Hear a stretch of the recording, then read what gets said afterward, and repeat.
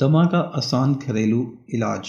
آج کل ہر دوسرا شخص سانس کے مختلف امراض میں مبتلا ہے۔ کوئی دمہ سے پریشان ہے تو کوئی سانس سے متعلق کسی دوسری بیماری کا شکار ہے۔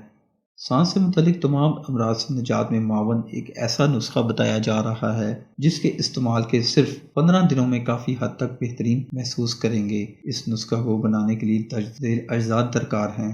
ان اجزاء میں شکرتخال، لونگ، کاکڑ سنگی کا استعمال کیا جاتا ہے۔ ان تمام اجزاء کو ہم وزن توے پر جلا کر پیس کر پاؤڈر بنا لیں۔ اس پاؤڈر کو شہد میں مکس کر معجون کی شکل میں محفوظ کر لیں۔